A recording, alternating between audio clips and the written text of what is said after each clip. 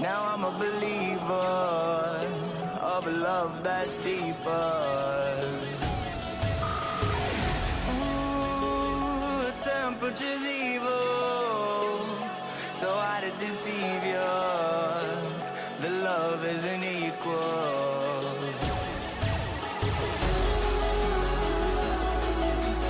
Take the key and lock my heart away. Tie me down, but you're in outer space. Darling, even if you're tied away, and nothing I could say to make you stay.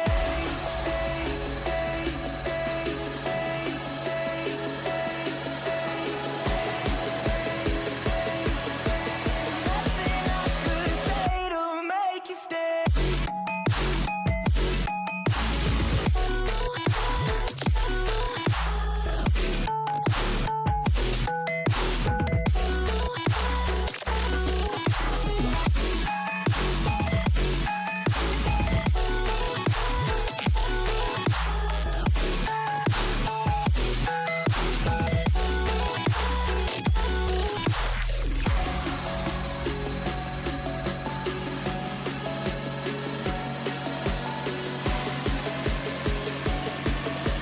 Nothing I could say to make you stay.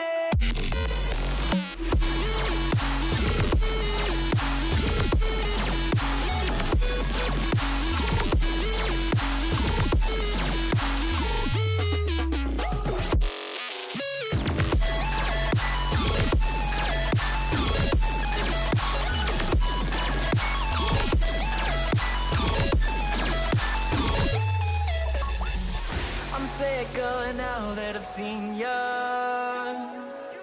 Every day that I wake up, you pull me in deeper. Ooh, you made me a prisoner, my soul's gatekeeper, just as grim as a reaper.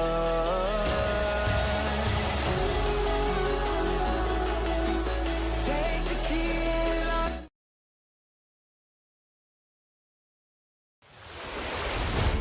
Why intensely sends it to the outside. He can't get there. Kevin King is going to win the Bar Bissell FTF Cup Series. Into the lead. Bud gets wrecked in front of the pack. He saves it. 3-4 wide as they come to the white flag. Here comes Vargas down on the apron. They are 5 wide. Ian Plash will win it at the line. Is this package? Oh, there goes Jordan Lopez Jr. That's your race leader. Caution flag is out. Still no one willing to give up as they're going to be dead even off of the first chicane. Oh, he saves it. What's going to happen here? Here comes the canvas. Get your front there. He's got it. He's got it. This is going to win.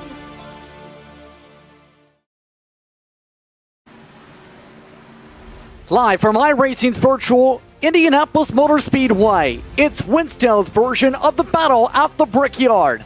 It's the Brickyard 400 for the 2003 WINSTEL season here at FTF.GG. Good evening, everyone. I'm Justin Prince, joining me alongside Joshua Mendoza, Zach Johnson producing as we get set to get a little bit tricky, but in the shape of a rectangle this time. It's the prestigious Indianapolis Motor Speedway, and a packed field of drivers is set to see how they fare out 42 strong. Qualifying and warm-ups already complete. It's time to break down who's a part of your field tonight here at Indianapolis Motor Speedway. As we get all set for tonight's action, Zach Campbell once again gets ready to start from the pole. It's once more another start for the 20 with Emily Howe alongside. Jose Solis Jr., Gamer Mauricio, your top 4, with Sean Pellick alongside the 91, James Holzer, top 6. Behind them in the grid today, Dylan Roberts and Christian Budd. Chris Champo looks to start alongside Alex Cullenix. Kyle Benson started alongside a newcomer for this campaign. It's Garrett Pick driving the 74 tonight. Row 7 this evening features Evan Locke alongside Jacob Bradley back in the field after a while. Your points leader entry tonight, it's Fred Jones, Tyler Head starting alongside Canadian Nick Doucette. Ryan Doucette right behind him with another newcomer, rookie Andy Trupiano for Roush Racing. Brendan McGee starts alongside Larry Pace back as part of a part-time schedule with Christian Ryan and Jonathan Hernandez, a part of your top 11 rows. Parker Alexander and Brady Wellman, your top 12 spots. Thomas Lewandowski starts 25th alongside another newcomer for tonight, Spencer Burns. We'll see if there's a Spencer moment tonight. Philip Snipes alongside Craig Laudenschlager with Ali Osman and Brendan Cruz-Montsevice, part of the first third or two of the field. In the back of the grid, Steve Gauthier, row 16 alongside Timothy Latham, James Bowles, and Andrew Perkins. Alex Bates alongside Lavik Zaire, driving the Brett Bodine racing machine. In real life, this had been Brett Bodine's final race as a team owner before becoming the pace car driver. Mike Alexander, Olivia Hayward amongst the final few spots with Tyler Murray and Ken Huff, the last qualifiers. Last drivers position-wise, no time set for Aaron Smith II in the 45 for one off, and TJ Crampton, 42nd. That's a look top to bottom at your running order tonight for this version of the Brickyard 400, 2003 edition for WINSTEL. Getting all set for 40 laps on the docket, expecting to be a one-stopper. Quick thoughts, Josh, as we get ready to go green. Yeah, this is it's a quick race. It's going to be a lot of fun here. Expect a lot of action in the corners, but a lot of single file. It's a very difficult track to tame, and we'll see if anyone is going to be able to figure it out quick here in this 40-lap shootout. Ryan Doucette of note misses the start of the race. In turn, Zach Campbell ready to bring us to green for the 5th time this season. He starts us up from pole. We're underway from Indy.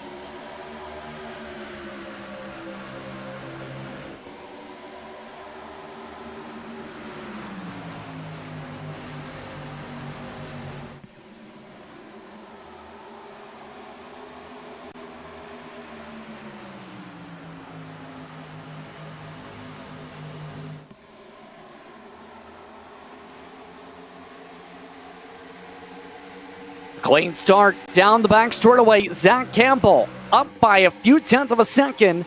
The first side-by-side still up for second, though. Nobody able to clear for that spot yet. Yeah, that side-by-side action, that's pretty sketch here through these corners. You don't want to go side-by-side for too long. You're going to wear that tire out, especially if you're the car on that outside line. That bottom groove is the preferred groove. We'll see if Emily Howe's going to be able to make it happen. Going down into turn number 1, just barely almost cleared. It is as close as it can be, and not going to be able to do it. Jose Solis is going to be able to get to the inside, but gets a little loose in turn 1. Campbell in turn leads the first lap from the Brickyard.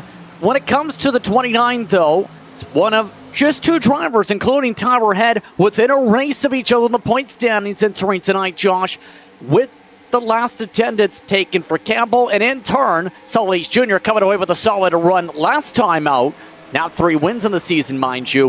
179 points the difference between him and the 86. Important to finish well in front of him today. Already up 12 spots to him. That's a really good start to the day. You want to be starting off on a good note. That means you're not on your back foot for the rest of the race. So good start for Jose Solis and just getting in position as we see 3 wide going into turn number 1. This could be a little sketch. Dylan Roberts coming off his first ever victory in WINSTEL competition in this car last time out. Not able to make it work at the bottom of the racetrack. Pellick trying to make the move as well. And when it comes to last time out, it was very intriguing how drivers played it at Pocono. But again, a great way to think of it.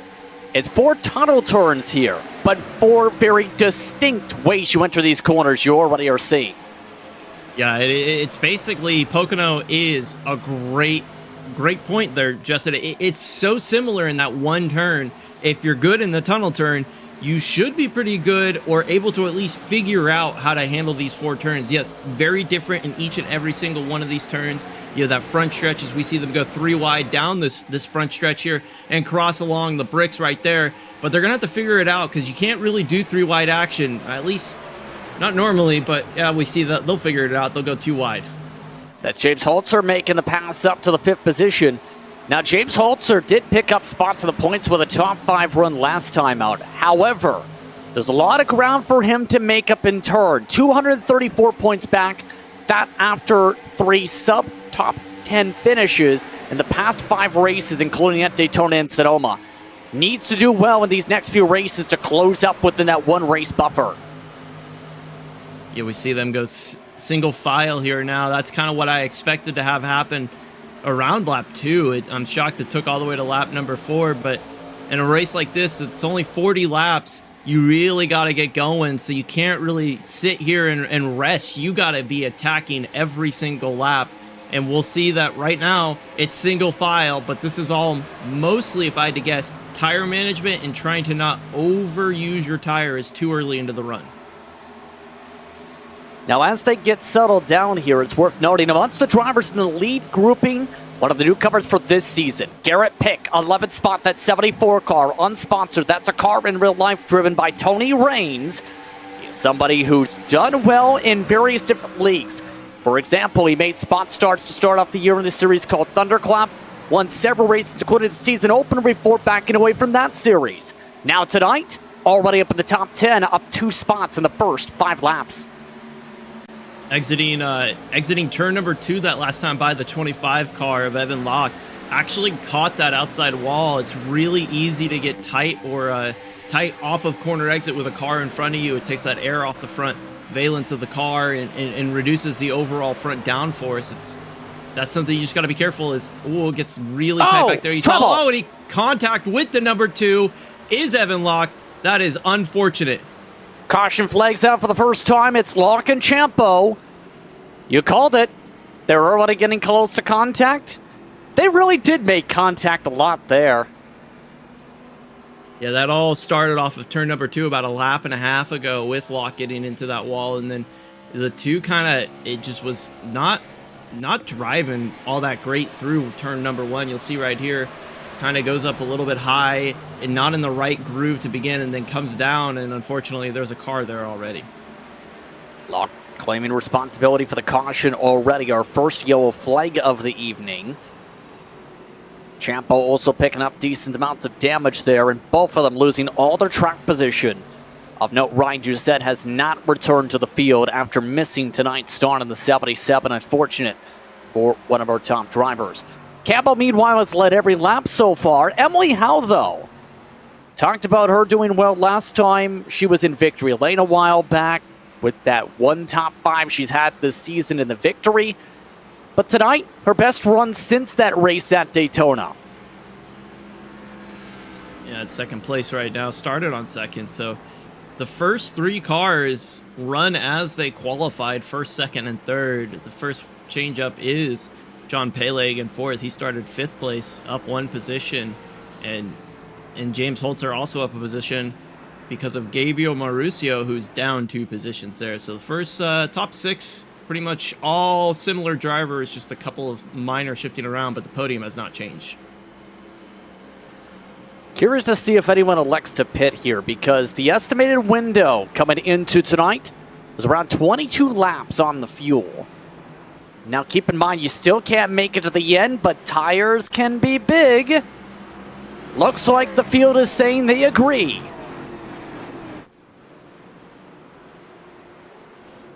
We have one car choose to stay out. That's the 54 of Brandon Cruz, Montesivies. Montesivies, thank you. I'm a guest commentator here. I'll make some mistakes. We see some pit road action here. Mike Alexander, TJ Crampton doing the same, by the way. Now the interesting mark will be if there's tires taken. It looks like at least the 2 tire variety for some, if not all. Solis Jr., Emily Howe, and Zach Campbell taking 4, however. That drops Campbell back to the end of the top 5. By the way, Tyler Murray did miss his pit stall, so might have to come down. Just like that, though, Peleg winning the race out pit road on 2 tires in front of the 29 to Solis Jr., gaining spots in the pits. It's going to be interesting. Peleg should be starting on the outside of row number 2 here. Kind of curious to see how that's going to affect just grip and managing through turns 1 and 2, that's something to keep an eye on. And certainly you want to keep an eye on Zach Campbell, given that that 4-tire call. Now with tonight, a lot of shuffling when it comes to some of the grid order, as we talked about. Andy Trippiano, a driver we've seen at times in the past, now driving the Roush Racing 16 tonight. He also has a fellow Roush Racing teammate, as talked about, in Spencer Burns. Those drivers so far, keeping around the 20s. Keep an eye on that, as there goes Murray, along with Montsavai. So, here we go again. Wow. Last time, Mike Alexander taking the strategy call again, we see. That's interesting. So that's going to actually move Sean Peleg back into the inside of the second row. So that whole idea of outside third row. Oh, single file. You know what? I'm so screwed up here, Justin. I apologize. That you're right. Single file racing here. This is 2003. I don't know what the heck I'm doing over here. However, remember, that's actually a great point. This is the second race, mind you, of a test restart procedure where drivers must close up the gaps, maintain pace, and in turn, drivers were able to go side by side after the green flag flew at the control of race control. So, if there's a massive checkup, for example, you can drive to the inside and try to make a pass. Race control, in turn, cleared several black flags from drivers having to do that at Pocono.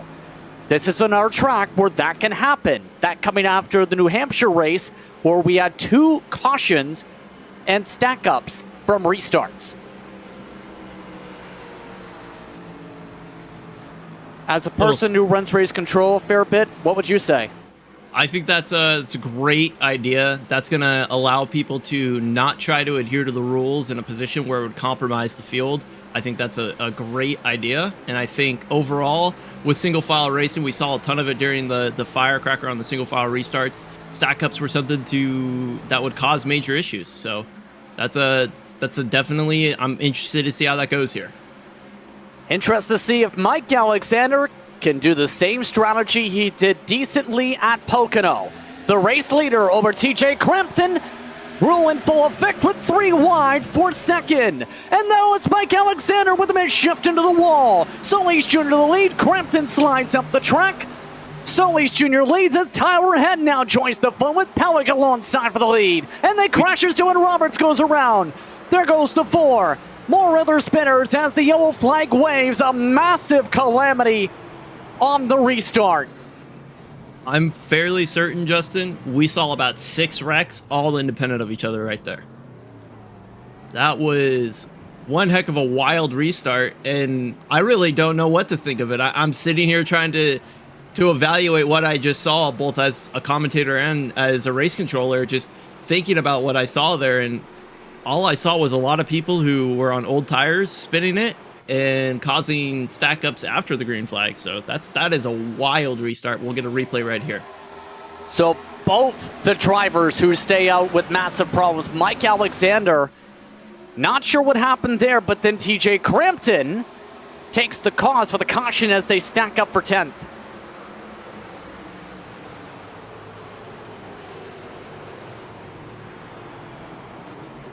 Wow. I'm not sure what to think of that right there. Oh my goodness. Little extracurricular activities right there. There was a bit of a discussion after some full throttle celebration last week. This was a wild start. Mike Alexander, the reason he went to the wall, he just confirmed he went to first gear instead of 4th gear. Oof. 4 car spins right here. Off the surface, you got the 45 spinning right there. A lot of drivers picking up a lot of damage. Mike Alexander getting the worst of it. Garrett Pick also had towed just prior to that. Here's a look from the zero, the net zero Chevy / Pontiac. He just got up in those marbles. As soon as he got up there was nothing he could do. And then you see the 8 just got spun directly in front of him, and then everything looks settled down. Well, obviously took a little exception to that, trying to turn it around. Yeah, So, I mean, I didn't really see anything that the Zero did wrong there. I mean, maybe he could have held it up against the wall a little bit firmer, but in reality, the 8 car got spun by the car that just came in and hit him from behind. It wasn't really on the 0 car, so not sure if that's just I see an enemy in front of me right after I'm having a bad time, and therefore I'm going to blame the enemy for what I feel. So that's just interesting. So under caution, we're still outside the estimated fuel window by about 6 laps at its peak. Pellet taking the lead at the top of the caution over Solis Jr. Tyler Head gets out the track position for the pit strat. And then it's Campbell who's next, who's the first on 4 tires. Jacob Bradley's the only our driver on 2 tires, by the way, who is still up towards the front. So now how do you play this? I think you stay out if you just got tires. You come in and get fresh tires if you haven't already. We're still not at that window where you can make it to the end of the race. So I'm not really sure, unless you're like one of the cars in the back, what the strategy call or what the benefit would be to pitting there. So as you see, no one really came down pit road. Pretty much anyone who's already pitted, you know, well, they're going to hang out. They did add an extra pace lap for this caution period. Usually this is a quickie yellow track, but this is a 3 pace lap caution. It's 2 to go for reference on the track. So by the time we get back going, about 26 to go, could anybody save 4 laps of gas? That'd be a pretty big ask here. This is a really big track, 2.5 miles. You're asking the driver to save 10 miles of gas, basically, in a race that is, realistically speaking, 100 miles. That's a quite a bit of an ask. I don't know if you can do it, but if you were gonna plan on doing it, Justin, you would have had to start last caution, I think. Amongst the drivers who topped off, Evan Locke, Andrew Perkins, Parker Alexander, and several more getting damage repairs, including, of note, Christian Budd, 44 seconds of repairs for a driver who is top 10 in the points. You know who's now up towards the top group, and as we see the Roush Racing car, those fellow Roush Racing newcomers, Burns and Trupiano, 13th and 14th for the upcoming restart.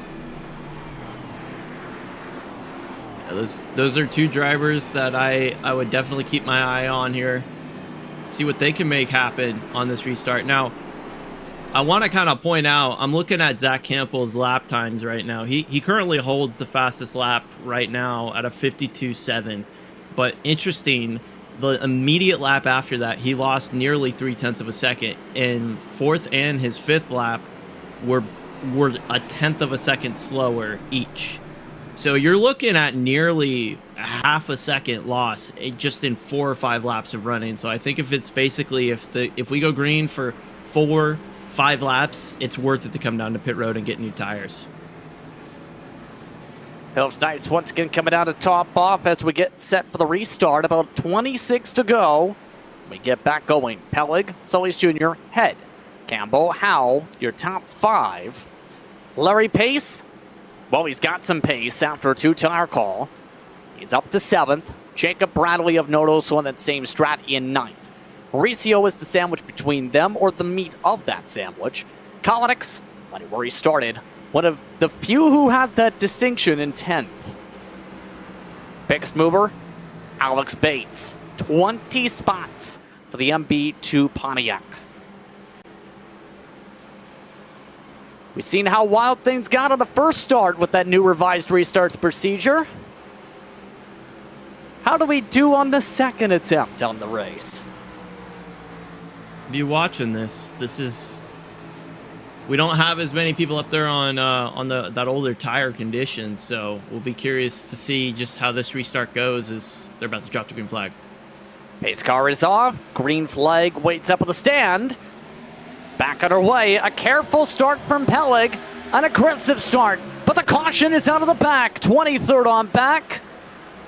And they're all stacking up at the back of the field.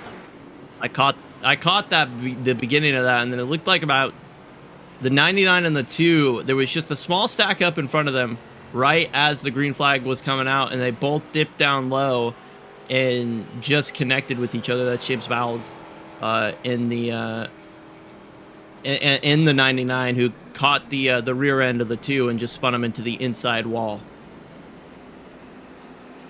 Perkins, you see there smoking? That was just about everybody who started in the 20s, outside of maybe Evan Locke. Let's take a look. Starts around here. Very few drivers got through this.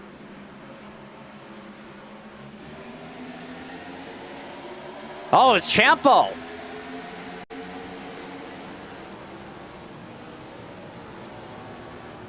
And it looks like 2 people did squeak through. Christina Ryan and Evan Locke. Everybody else behind it got involved. I think you'll see right here.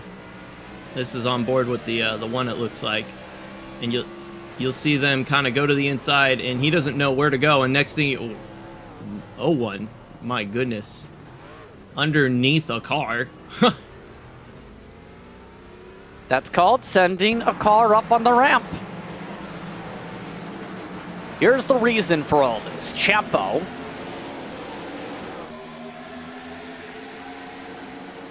Is that 2 cars wanting one spot, or?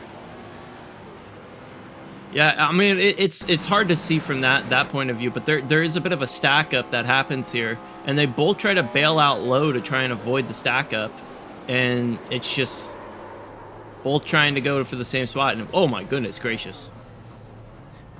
James Bowles turned into a bowling ball for a second. But the biggest saves of the day, the 4 and the 25. Both of them avoid any damage. Christina Ryan does elect to pit, and now Bowles is crashing off pit lane right in front of the Brett Bodine Racing car. I'm based on where he was sitting, I have a feeling that he might have missed where his pit stall was. Looks like we're having to really dodge that in that 11 car. Bowles does get an EOL on top of things, by the way. So now we can make it on gas. Now how do you play this, as most of the field has elected not to join the fray? This is the reason the fray got really busy.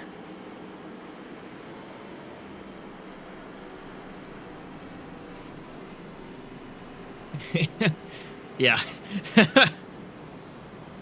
I would say that's a missed pit stall right there. And that is a hittable car. He's not fully in the pit stall. Looks fine, and then watch your mirror. Oh my goodness. Mirror, signal, shoulder check. Yeah, absolutely. Smog. Only thing he's missing is the signal to indicate that he's coming back out.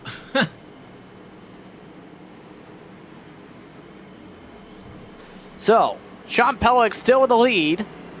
Solis Jr. head now your top 3. Snipes, Latham, Lewandowski, and several others can make it from here if we go green. Borderline for everybody else. They are already 9 laps into the stint, but including 2 significant pace periods. So just like that, it's worth noting, this race originally was scheduled for 35 laps. They extended it to 40 after calculating the fuel run. We still have a fuel mileage race. I think if we see this many cautions, Justin, tires are so valuable. You heard me say it before, if we had any amount of green flag running, a fresh set of tires is worth almost a half a second after 4 laps. So I think that's something you're going to keep an eye on. I just don't know how often you're going to want to come down to pit road and replace those tires, or how far the fall off will go. Field mileage games at the back of the field. Track position games at the front of it. Hendrick Motorsports car Sean Pellick continues to lead. Strategy call working wonders.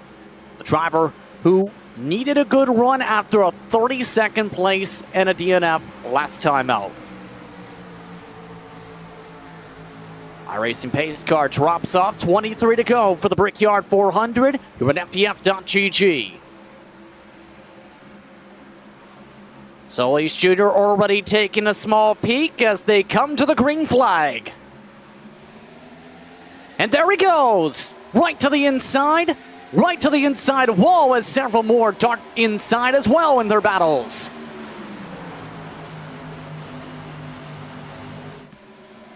One thing I'm seeing on these restarts, Justin, is people are timing out the green flag and immediately pulling to the bottom to try and carry a run.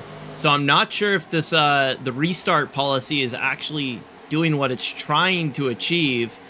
Unfortunately, it looks like people are working overtime to try and make a run happen as soon as possible. Campbell, meanwhile, on the 4 tires, trying to finally put them to use. Nearly sliding up and ahead. Tower Head not allowing any room for Campbell to breathe in the battle for third.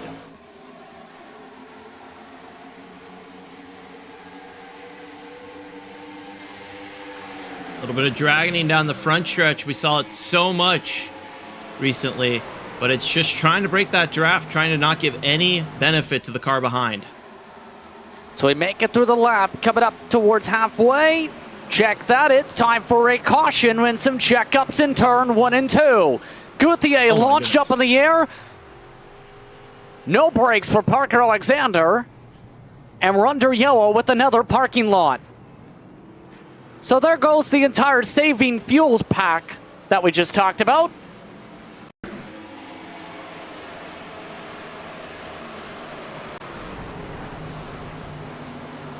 All starts with Gauthier. Oh, gets contacted there with the 38, Kyle Benson, and then it just becomes a block track right there. An immediate tow taken from some of those drivers, Gauthier amongst those. So it's the Caterpillar Dodge who goes for a slide right before halfway in the race. Benson hard slam too. And then here comes the party.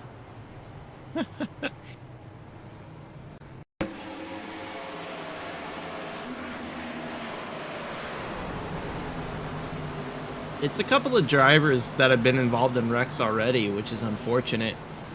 They're just probably trying to figure out the rest of the race to make it continue to just go in the right direction. And a couple of those drivers involved in that wreck already even been involved in a few already. So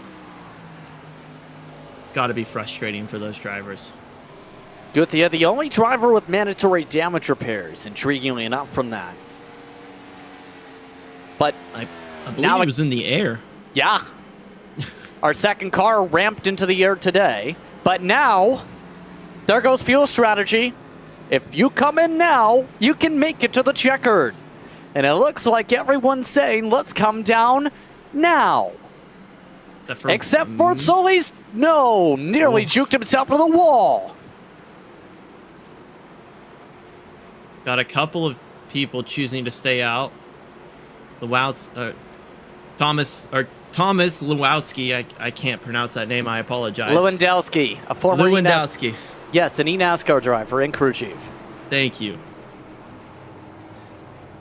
But Peleg misses his stall, the race leader. And it looks like Tyler Murray is not having a fun time finding his pit stall.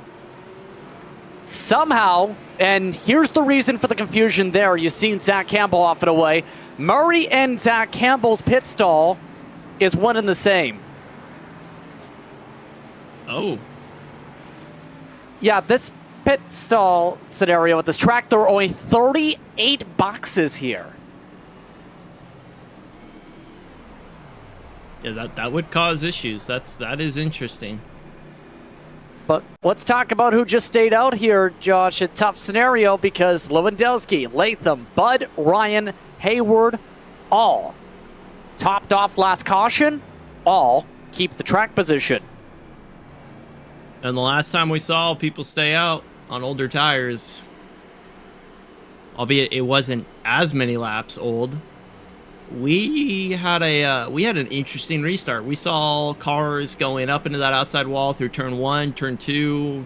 Felt like pretty much from the drop of the green flag, we had a car in the wall somewhere. So curious to see if this is a better restart, if they figured it out, if they got their T's crossed and their I's dotted. But no one coming down pit road this time by. So there's no strategy on trying to pit a lap later to try and make sure that you have as much fuel on board for the rest of the race. Want to go signal taken. Coming up to 18 to go with the green flag coming up right now. 36 still in the lead lap. Lewandowski leading for the first time. Latham, Bud, Ryan, Hayward all stay out. By the end of the sequence, Dylan Roberts getting a wave around after technical issues cost the 8 car several laps. Currently scored in the 38th position. But outside of that, Solis Jr., 2 tires. Holzer, 2 tires. Everybody except for Sean Pellig and 22nd on back, 2 tires. Spencer Burns in chat said right side tires and fuel was the right call, he believes. Yeah, the key word, I fear. Everybody had the same thought. We're almost back to last year's strategy call coming into play. Where experience pays off. You knew what happened last time. Very similar situation, so.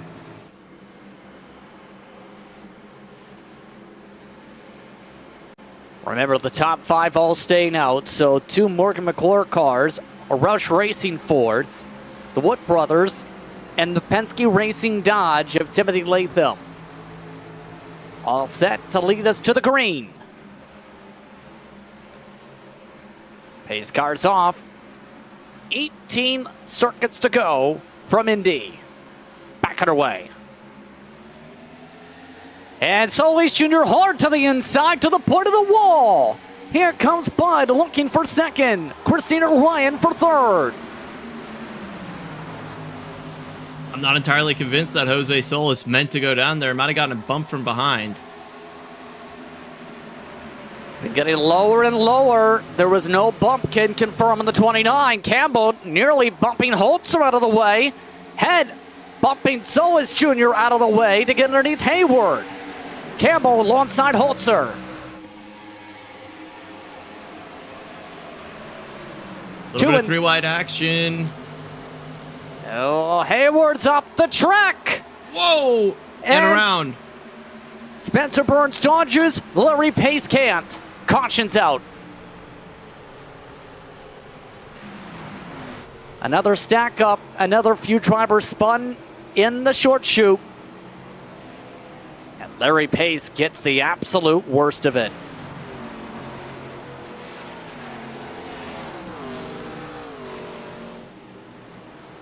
A little bit of displeasure, it looks like. Something was happening there. So it's Olivia Hayward who ends up getting some help from Emily Howe. That brings us under yellow. Let's take a look.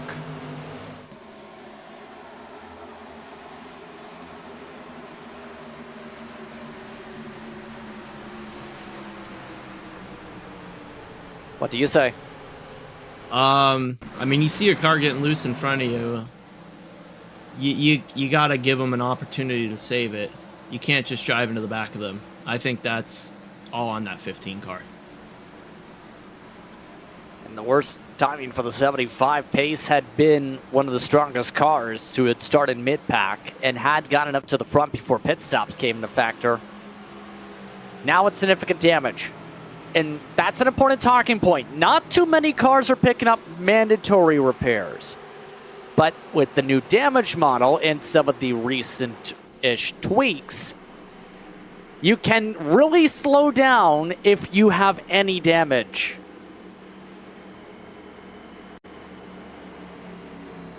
Yeah, I mean, the speed really matters, the question here.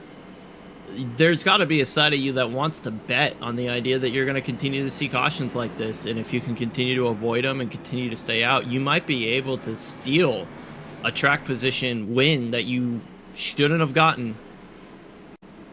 So That's something I mean, in the back of my mind, my crew chief head is saying, we can't make it a lap here. Why come down and serve any sort of repair? You're only going to be in the back of the pack. Now, keep in mind, Thomas Lewandowski has made these calls before to relative success. No victories this season, but 2 top 10s. Was actually a top 10 contender much of the way at Pocono, finishing 8th there.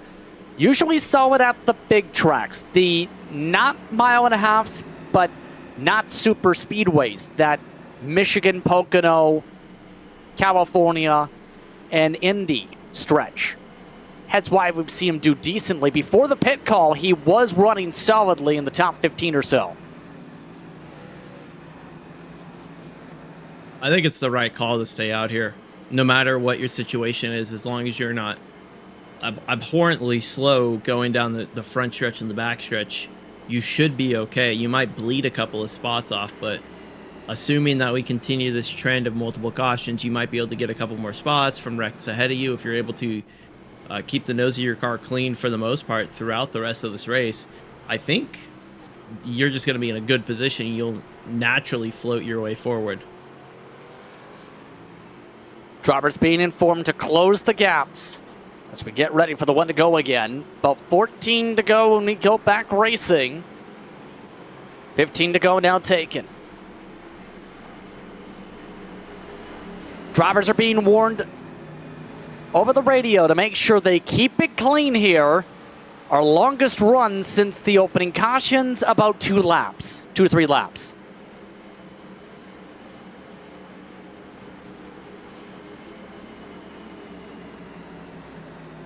How do you play this now? And if you're amongst those drivers who pit during the more common caution period, like Campbell and Holzer, because Lewandowski's got the clean air advantage, and Bud is someone who also is very competitive here at this track.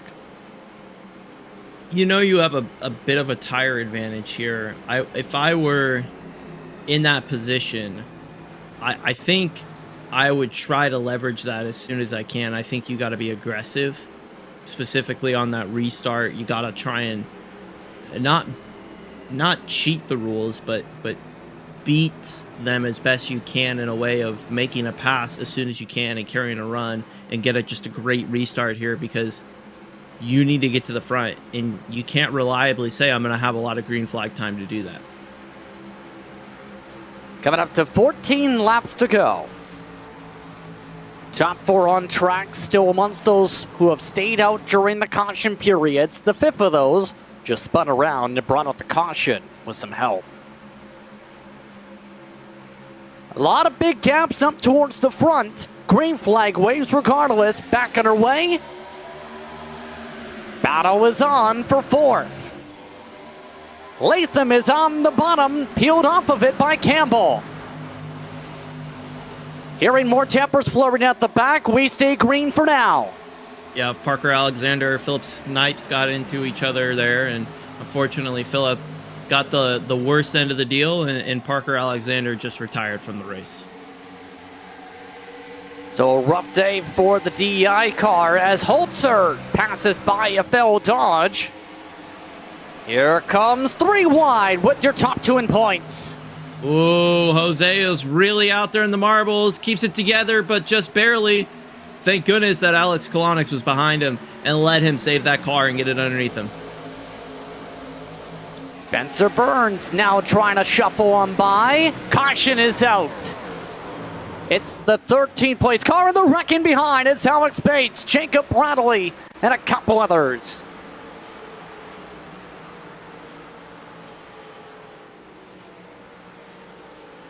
Lots of apologies starting to flare on the radio. It's Brady Wildman, contact with Bradley. That brings the spark. The flames kick up from Bates.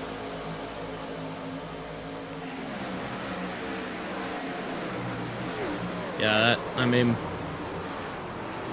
it's unfortunate. I think that's a result of the 2-tire call there. I'm not sure if they were on that 2-tire call, but the way that it looked like they were having an issue getting that throttle down kind of indicates that just some sort of issues with the tires there. So So at least a 3-4 car incident. Jonathan Hernandez, significant damage, mandatory damage in fact. It indicated he had been waiting for a package. He now gets to wait for the package right by the doorstep instead of at the sim rig. Unfortunate there.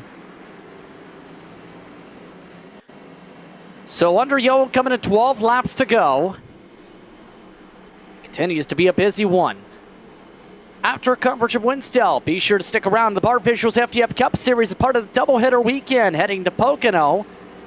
Be sure to keep an eye on how things play out in what's expected to be an intriguing time at a triangle. Jacob Hitz, Gil Popman on the call there. So the cause of caution going to the Roush Yates Racing 88, Brady Wildman. And we're running out of cars in fast, just like that 26 without significant damage. Got that 25 rather, including Hayward. And now there are 3 drivers up at the front who have stayed out. I really think the strategy here is just stay out. I mean, there's literally, if you don't have to come down pit road, don't do it. Your fuel mileage numbers, you're gonna hit them. Your hopes of just keeping a track position, you'll definitely hit them. I mean, at this point, I'm looking at the potential longest green flag run for the rest of this race. Could very realistically be the green-white checkered at the end of the race. And with the way things have trended, and since you brought up that point, it's worth noting there was a change to that point of no return caution. If a caution triggers the point of no return and claims or assessed proper penalty during the race, they will also, as a result, have to start at the end of the longest line the next race. If you fail to claim the cause of caution that brings us into the point of no return, you get to start from the pit lane a lap down next time out.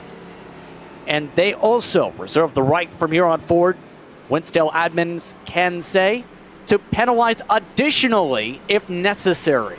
So in other words, if you trigger the end point of return tonight, you get to start at the very, very back of the field next time.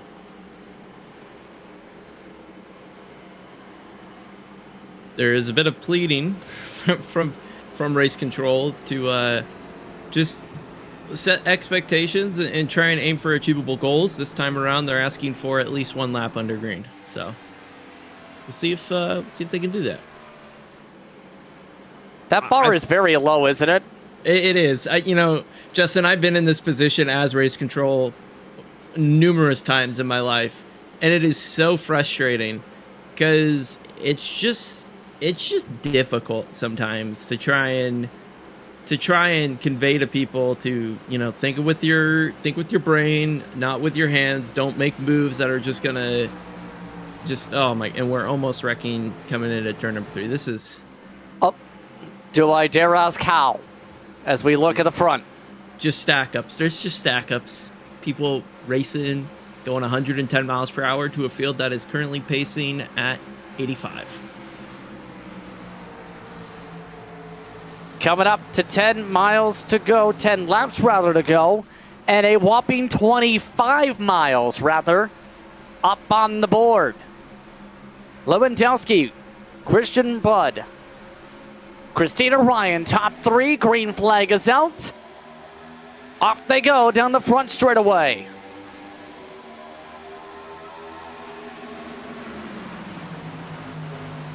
Battle is on for the top 5. Timothy Latham, a better start than one of the drivers who are on slightly fresher tires. Holzer inside.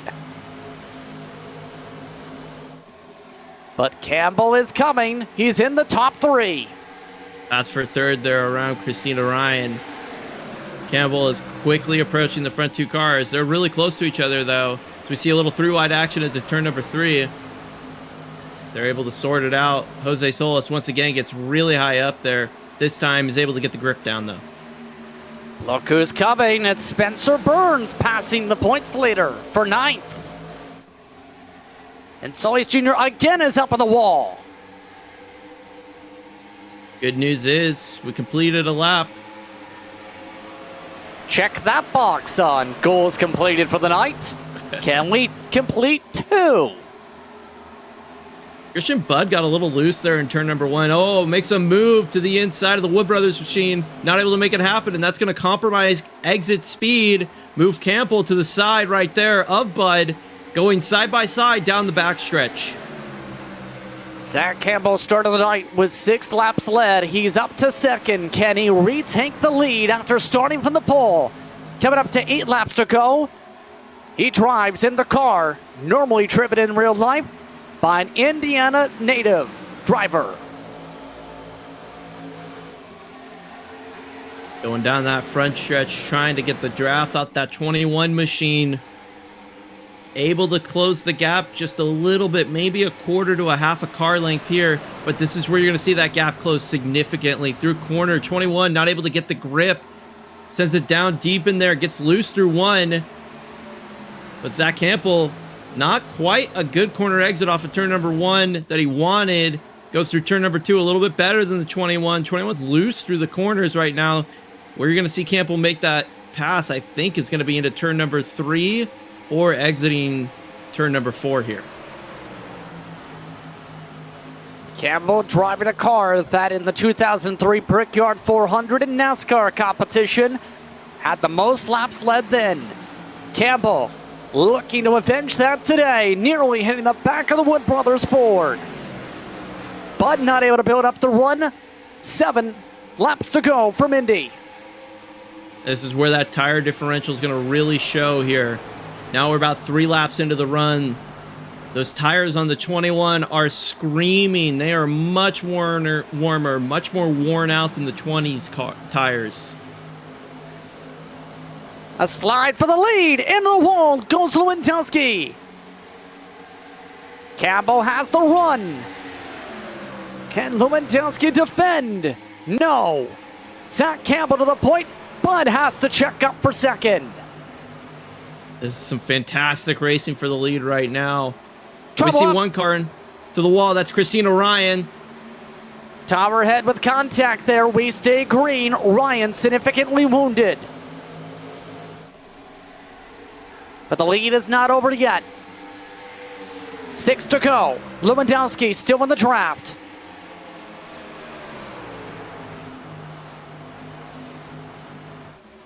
I think Christina Ryan's car is broken. Not able to get anywhere and into the wall again. Christina Ryan, this time collecting the 48 machine. It's in the short chute. Peleg on the 4 tire call with damage now. Matching Ryan's damage. Latham bunched up. Trupiano trying to pass them all down to the bottom. Oh, and one car stopped to the back straight away. That's TJ Crampton with the problem. We stay green. Oh my goodness gracious. There is an absolute gaggle through turn number 4 right now, headed by Sean Peleg. You'll see them off of corner exit right here. There is just a group of cars that can't get around each other. Up at the front. High 5 from Barney. Christian Budd to second. What a recovery for Christian Budd after being involved in one of the early incidents.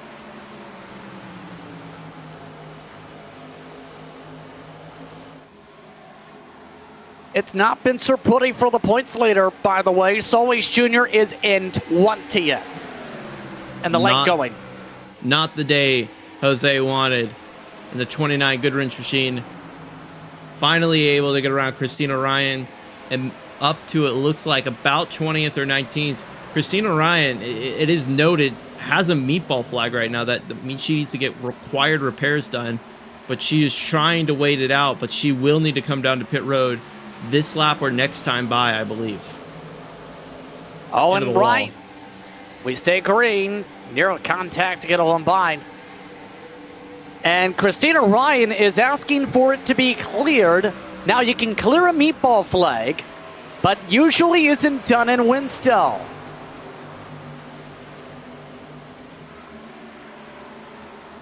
We'll see what Ryan does here. Has to come in this lap.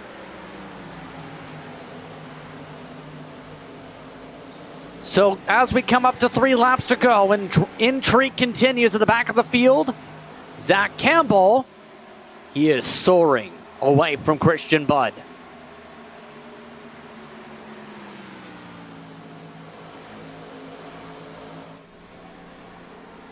Can anyone catch up to the 20?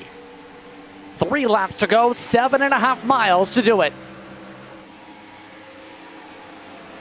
I just don't think anyone has the pace to get there. Campbell last time by a 53.8. The car's directly behind, at least a 1/10 of a second slower. And Lewandowski's pace has fallen off. After holding on with the cautions for 13 laps, James Holzer looking to take the podium away in the backdrop.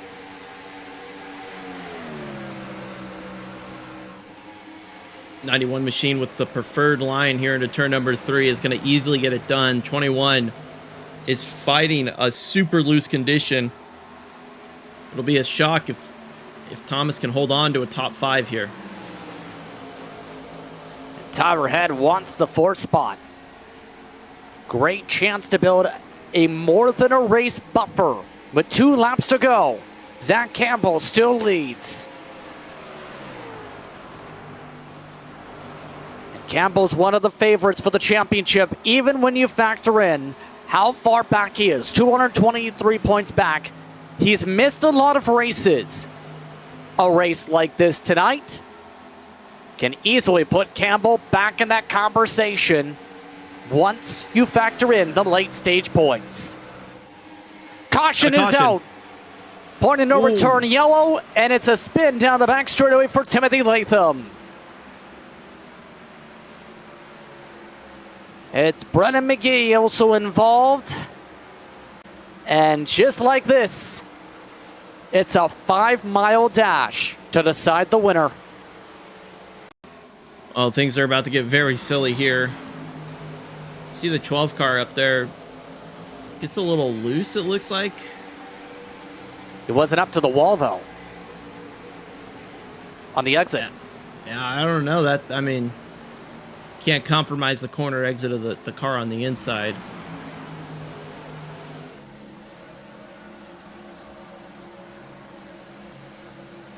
Yeah, that was a lot of gap to that outside wall.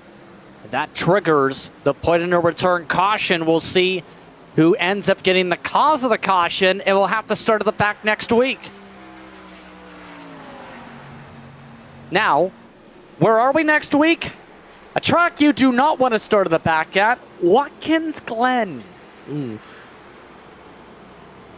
Someone's going to have a real bad next week. Or a heck of a climb towards the front of the field.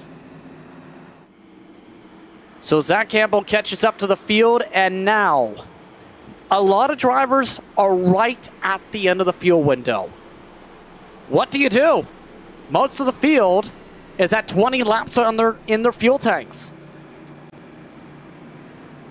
Ooh, I mean, you have to stay out here. This is such a track position gain. I mean, yeah, I can see coming down pit, get a couple of tires, try to make a quick run. But I think, yeah, I mean, at that point, when you're that far back, you might as well try and make a Hail Mary move like that. But beyond that, I think you stay out, stay on those older tires. Most of the field stays out indeed. McGee, Trupiano, Solis Jr. Munstall's in the lane. So about 21st on back will be at least with fresh fuel tanks, if not fresh rubber. Lucky dog this caution period. Christina Ryan, who just so happened to be able to fix all, or at least some of the damage, to make it drivable to get the lucky dog, despite the meatball flag. And that will put Ryan back on the lead lap. It in turn 32 cars with a chance to win it. Why 32? Even with the distance from first to last on lead lap. Remember, in WINSTEL, no cautions to end off the race, meaning if there's a crash at the 2 to go mark at any point, we stay green until that checkered flag. In other words, be careful. Yeah, that's a minefield to avoid, especially if you're towards the back of the pack. You're pretty much, with this race, I would say it's almost a guarantee that to expect some sort of wrecking from somebody in front of you here, it is an opportunity to make up a lot of positions, especially if you're having a tough race. I'm looking distinctly at the 29 of Jose Solis Jr. here, of being able to make up any amount of track position is probably a good thing for himself, especially on a fresh set of tires. Avoiding wrecks, that's a great opportunity, but can also bite you if you get caught up in one of those wrecks. So across the yard of bricks we go to set up the 1 to go signal. For those just tuning in, coming up to the final restart for WINSTEL action from Indianapolis Motor Speedway here on FTF.GG. Campbell, Bud, Holzer, Lewandowski, and Head, your top 5, with Mauricio, Burns, Howell, Nick Doucette, and Kalanick inside the top 10. The drivers who just pit 22nd on back, and this will determine how the race ends. The point of no return, we race to the checker flag to decide the winner of the Brickyard 400. Who can get a crown jewel victory is the huge question. Who do you think's got it? I think Campbell is in the best position. Doesn't have to avoid any sort of wrecking in front of him. I think he's been so quick. I think betting against Campbell is a pretty hard ask. Fastest lap and fastest lap's last run. Campbell gets it done here. Issues for Christina Ryan coming down a second time for a pit stop, but looks like we'll lose that lap. Timothy Latham gets the penalty for the end of longest line, so Latham will have to start at the back at the road course in upstate New York. 5 miles to determine a winner. Who will get it for the Brickyard 400? Pace car is off. Green flag waits at the stand. 2 laps to go.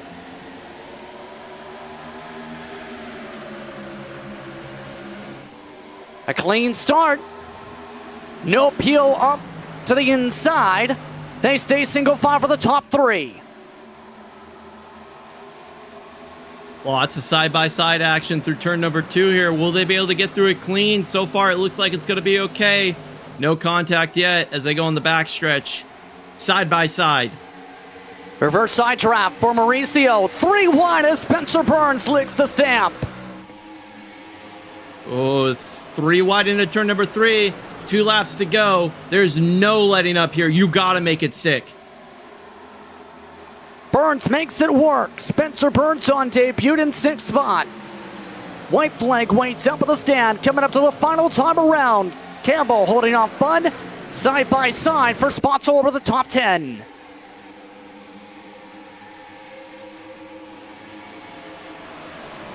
Campbell, no issues from behind right now. The 17 not there yet, but we'll see if that's going to change going down the backstretch. Can Bud get to the bumper? Tight on the fuel tanks. Campbell tied off the corner. Not quite close yet. Mauricio passes by Burns. 3 and 4 for the final time. Nowhere. There is no chance that I think the 17 can make up any spots here. That looks like that's all Campbell here to the line.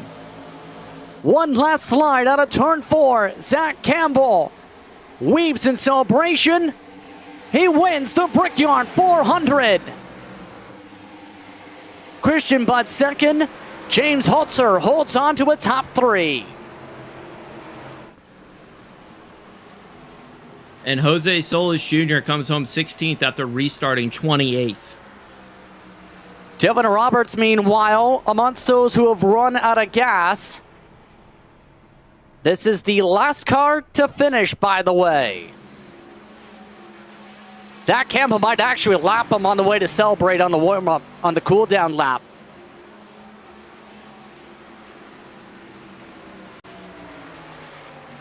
What a night, to say the very least, though. Strategy galore, attrition, yes, but your pole sitter picks up the victory. Yeah, that's a good weekend right there for Zach Campbell. Starts on pole, finishes kissing the bricks. Series leading 4th victory of the 2003 season for Zach Campbell. Let's go straight to pit lane. Partly because Dylan Roberts is trying to finish the race and just did under his own power without any assistance. And it looks like no major celebrations for the Home Depot Chevrolet. Instead, it's a celebration with his pit crew for Joe Gibbs Racing. Let's take a look at your unofficial race results after an attrition-filled race from Indy. Starting from the pole and finishing in victory lane, it's Zach Campbell, his series-leading 4th win of the season. Christian Budd finishes 2nd, with James Holzer in the top 3. Thomas Lewandowski's strategy call works out to a top 5 run over Tower Head. Gabriel Mauricio passes Spencer Burns late to take 6th away from Burns on debut. Howe, Nick Doucette, Ali Osman amongst your top 10 finishers here at the Brickyard. Amongst the notable comebacks, Larry Pace in 11th, Josh. For a car that was demolished a while back, that's a big recovery. Yeah, Pace is getting it back, getting 11th place. Alex Kalonix, Aaron Smith, and Evan Locke. We saw Locke involved in some early incidents. Andy Trupiano just barely at the line, beating Jose Solis Jr. Mentioned Solis's recovery there at the end. Picked up about 9 spots on that last restart. Tyler Murray, Sean Peleg, Brandon Cruz all round out. And Lilac Zaire comes in, rounding out the top 20. Jacob Bradley, 21st spot over Brennan McGee. Wildman, Slaughter, and Champo, top 25. Levy Hayward, significant damage, still finishes 26 over Huff, Bowles, Benson, and Timothy Latham after the EOL that triggered the win and return caution in 30th. Dylan Roberts, 1 minute, 12 seconds behind. That's basically running that last lap on a coast. Then we have people laps down: Christina Ryan, Andrew Perkins, Steve Gauthier, Jonathan Hernandez, TJ Crampton, Alex Bates, Parker Alexander, Philip Snipes, who I said had an unfortunate restart issue, 18 laps down, and Mike Alexander. 41st spot, Garrett Pick finished last on those who took the green, and Ryan Doucette, despite putting up a qualifying run, did not run the race in of itself. 42nd position for the 77. Zach Campbell is currently, for whatever reason, having a video session with most of the field, so let's go in reverse order tonight. James Holzer coming away in the 3rd spot this evening, the 91 car. Fixture inside the top 10 all night. James, how was the trip to the Brickyard? It was quite the trip, to say the least. Unfortunately, that race really didn't go. I don't think how anybody really wanted it to go. Would have liked to have seen how strategy would have played out, because Indianapolis always has very good strategy when it comes to fuel mileage and what tires to take and when to pit and all that good stuff. But ultimately, we never got to that. But as you touched on, qualified in the top 10 and stayed up there the whole race. Made the call, which I thought was right when we went like 7-8 laps. Took 4 tires. A couple of those guys did gain track position and take 2 there. But if it went green, I think we would have prevailed on the long run and would have gave me the opportunity to come and take 2 and not have to fill up entirely for that last stop. So that may have been a difference, but it's hard to say how that would have ever played out. I was going to say, though, it seemed very intense on the restarts tonight. Pocono was a little bit nuanced with that new restart procedure. Tonight, how about 3 wide for the race lead several times, including yourself taking 2 and 3 wide a couple times? How was that like on those restarts, that intensity level? Super intense because, as you know, the Gen 4 is very, very apt to spinning the tires. So, it's very easy to be too easy on it and get eaten up. But it's really easy as well. You see people like Jose who are very, very talented and about wrecked into the inside wall on the restart there. So it's really hard to get these things going. I do like the new restart rule that we have, that you don't have to sit behind the guy in front of you. You obviously, you don't want to lay back and, get a Kyle Busch restart, as they call it. But, if incident happens, like somebody, I believe, up front missed a gear or money shifted or something along those lines and went to the outside, if we would have had to stay in line, that could have been a easily 20, 25 car pileup. So Advantages and disadvantages to everything, but overall, I think it's a good rule that WINSTEL has put into place. But just gotta collectively as a league just start making smarter moves. As you know, you guys broadcast this week in and week out. I know we can do better. We have a lot of great drivers, in different entities that race in this league. So feel confident that next week we probably won't have any cautions because it's Watkins Glen. But on the ovals moving forward, I think we'll collectively do better as a group. So in turn, though, well, the good news is we're not going to an oval next week. The bad news is it's a road course at Watkins Glen. How are you feeling about going road course racing? There's some guys and gals that are very talented in this league when it comes to road course racing. It's going to be really tough to have winning pace. I think that we'll have around 10th to 12th place pace, as that's kind of how it's proven in all the WINSTEL races in the past year and a little bit over half that I've ran. So just going to be, the key to the race, just to keep the rear tires on it and keep all four on the track and just see where it puts us and hopefully have a good qualifying lap, because without the cautions and everything, track position will be very important. Well, either way, congrats on the top 3 tonight, James. Solid finish for the 91. Yeah, thank you. James Holzer brings the Casey Atwood car up inside the top 3. A second place run, meanwhile, Christian Budd had stayed out during one of the cautions, made it work into a battle for the race lead at one point late. He's with Josh. Yeah, Christian Budd comes home second place here by 0.2 of a second. Christian, what more did you need when you saw him go by with those slightly fresher tires? Did you think you had anything in the tank to get him? No, it really wasn't looking good.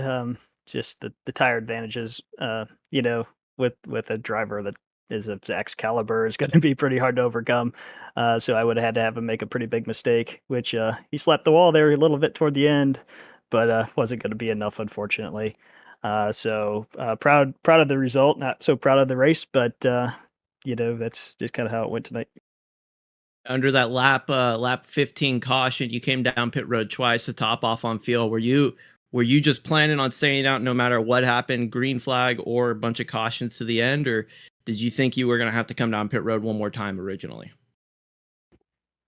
Yeah, I mean, to be honest with you, I really didn't know what was going on because it was so chaotic. I unfortunately got swept up in that first, or second crash, whatever it was, after the restart. And then after that, it was just kind of damage control. And, I kind of felt like we were getting close to the fuel window. So that's why I kept coming down.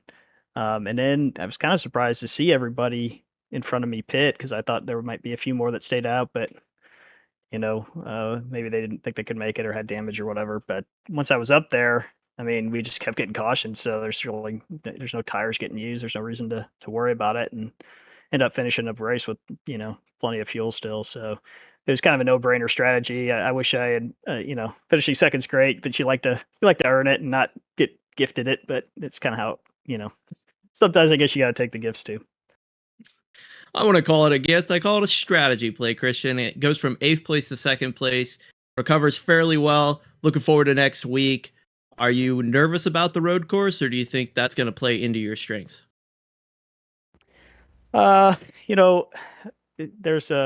There's probably like 5 really strong road racers in this field. I mean, obviously Zach's going to be one of them. Dylan Roberts, Sean Peleg, Ryan Doucette. So there's like 4 or 5 that just I really think are going to be competing for the win. For me, I think I do okay. If I can pull out a top 10 like we did at Sonoma, that would be great.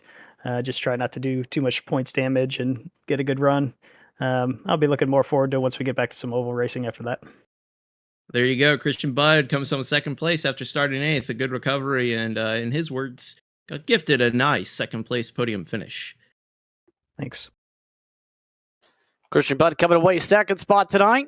First spot, series leading win number 4 for the 20 car. Zach, took a little bit of work. How would you describe that battle for the race win between you, Lewandowski, and Christian Budd? Yeah, it's all about just, timing the restarts up, trying to get as good a run into one as you can, getting your shift into the third right, getting to the inside of people. I mean, that's really all there is to it. So. Now, when it comes to the race in itself, notice you're having a video session appear there. What are your thoughts on how tonight played out? It was something. I'm just glad to come home with the win. See, taking the positive road. On a very positive note, a road course is next. So, what do you plan to do for the road course, and does it involve winning? I'm just looking forward to Dylan Roberts putting up a really good fight, and everybody else who's really good on road courses in this league. They're all pretty good, and I think Watkins Glen especially kind of suits their style. So it'll be a dogfight for sure. We'll see what happens next time out. Congratulations, Zach. You're now Thank you. leader. You're the leader in victories on the series now. Well, how about that? Thank you all so much for broadcasting. You all do a really good job. Zach Campbell, 4 wins this season, now leads the way in that category, breaking a 3-way tie for 3 wins as we pass the 2/3 of the way mark on the season.